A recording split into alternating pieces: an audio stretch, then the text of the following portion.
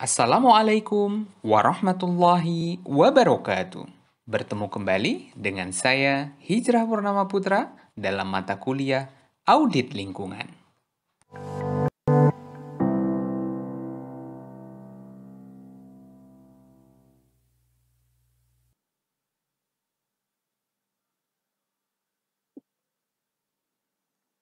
Alhamdulillahirrabbilalamin, kita bisa bertemu kembali dalam pertemuan yang ke-6 dalam mata kuliah Audit Lingkungan pada program studi Teknik Lingkungan Fakultas Teknik Sipil dan Perencanaan Universitas Islam Indonesia. Pada bagian yang ke-6 ini, kita akan membahas pelaksanaan audit lingkungan. Ini merupakan materi lanjutan pada pertemuan sebelumnya. Apa saja yang akan kita bahas? Ada dua bagian utama, yaitu pelaksanaan audit. Terkait ada dua bagian lagi yang belum dijelaskan pada materi pada pertemuan sebelumnya. Kemudian pada video berikutnya, kita akan bahas bagaimana teknik dari kegiatan wawancara. Mudah-mudahan teman-teman semuanya sudah siap untuk mengikuti materi pada kesempatan hari ini. Bagian yang pertama adalah pelaksanaan audit. Kembali, ini adalah materi lanjutan yang pertemuan sebelumnya kita sudah membahas mulai dari pertemuan pembukaan, pelaksanaan audit di lapangan, pengumpulan bukti audit, kegiatan verifikasi, perumusan temuan audit, dilanjutkan bagaimana menulis temuan audit, dan mengevaluasi temuan audit. Pada kesempatan kali ini, kita akan bahas dua bagian, yaitu kesimpulan audit dan pertemuan penutup. Ini adalah slide pada pertemuan sebelumnya untuk mengingatkan kembali teman-teman untuk melihat video yang sudah diupload sebelumnya. Pada bagian ini kita bicara poin yang ke-8, yaitu kesimpulan audit. Kesimpulan audit harus dapat menjawab tujuan dari audit yang sejak awal sudah ditentukan tentunya. Yang pertama adalah ketaatan terhadap kriteria audit, terhadap regulasi perundang-undangan yang sudah ditentukan sebelumnya. Yang kedua, kesimpulan audit harus dapat menjawab efektivitas kinerja pengelolaan lingkungan hidup yang telah dilakukan oleh auditi. Yang ketiga adalah kemampuan manajemen untuk melakukan peningkatan kinerja pengelolaan lingkungan hidup. Jika didapatkan bahwa kinerja pengelolaan lingkungan hidup yang telah dilakukan masih dalam kategori yang sedang atau bahkan rendah. Audit harus mampu melihat kemampuan manajemen untuk dapat meningkatkan kinerja pengelolaan yang telah dilakukan. Yang keempat adalah rekomendasi untuk peningkatan kinerja atau kegiatan audit selanjutnya. Jadi, kira-kira isi dari kesimpulan audit adalah 4 bagian ini. Bagaimana menyusun rekomendasi audit lingkungan? Yang perlu diperhatikan dalam penulisan rekomendasi, karena rekomendasi ini sebaiknya tidak sembarangan ditulis. Yang pertama adalah rekomendasi harus terkait erat dengan setiap temuan.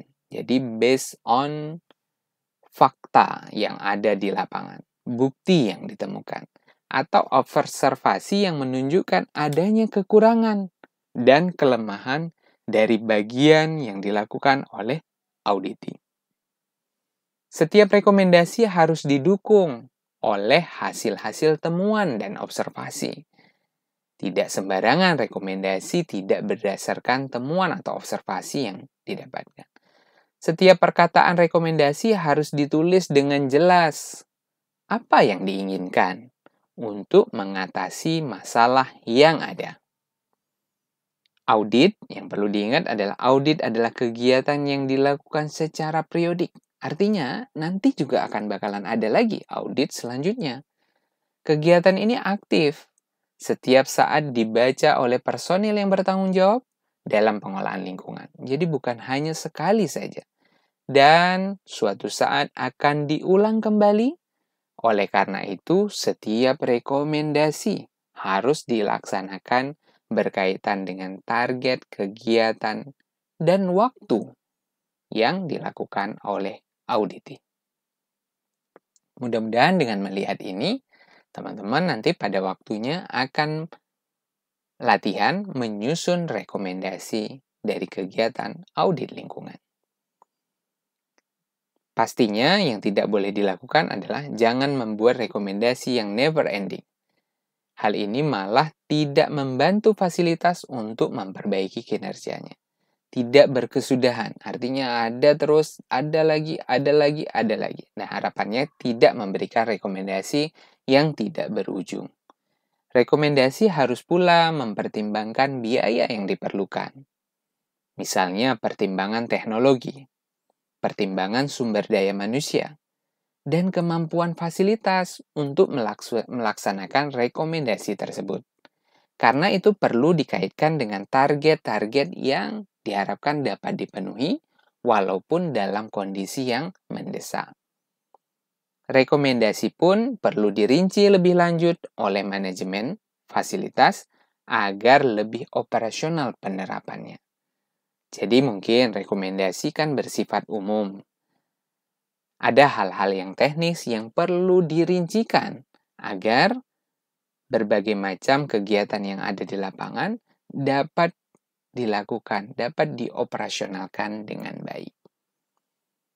Cara menentukan prioritas rekomendasi untuk tindakan perbaikan biasanya ya, rekomendasi dapat ditempuh dengan cara membuat analisis resiko secara kualitatif, sebagaimana terlampir pada tabel yang ada pada gambar ini.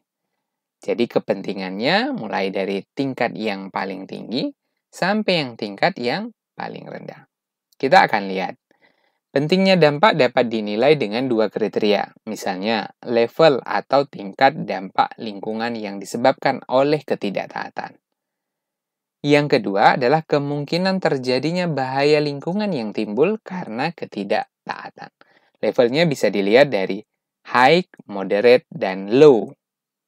Kemudian certain, likely, dan less likely adalah kemungkinan terjadinya bahaya lingkungan yang timbul dari ketidaktaatan tersebut.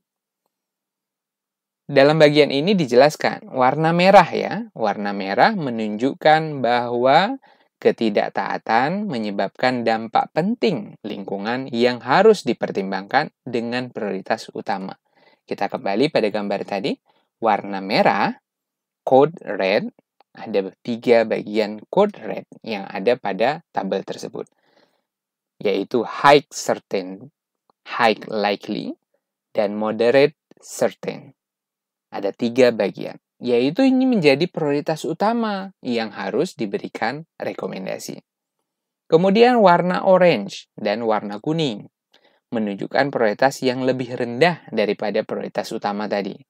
Tetap harus diperhatikan untuk tindak lanjut dan pengelolaan berikutnya. Warna orange dan warna kuning. Coba kita lihat.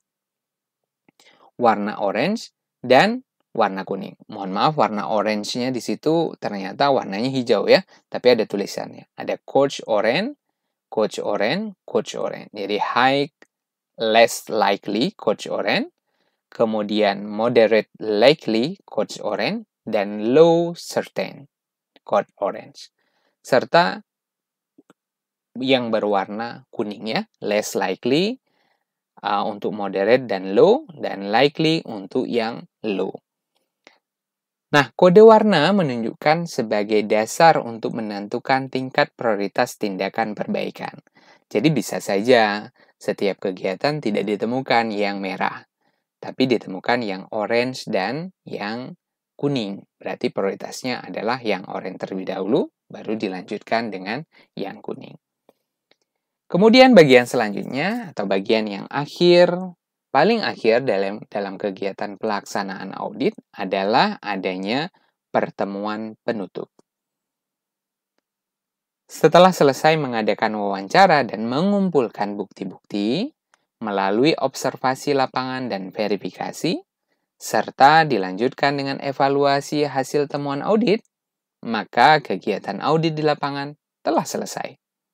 Semua hasil temuan akan disampaikan oleh ketua tim audit pada pertemuan penutup. Agendanya adalah kira-kira ya, ada paparan tentang proses audit yang dilakukan, termasuk membahas kendala, hambatan jika didapatkan di lapangan. Kemudian menyampaikan hasil temuan audit yang sifatnya adalah sementara karena laporan belum disusun. Kemudian ada kesimpulan audit juga yang masih sementara. Dan dilanjutkan dengan tanya jawab, tanggapan, dan klarifikasi atau konfirmasi temuan audit. Harapannya akan membangun komunikasi yang baik antara tim audit dengan auditi serta klien yang menggunakan jasa dari tim audit. Dan penutup.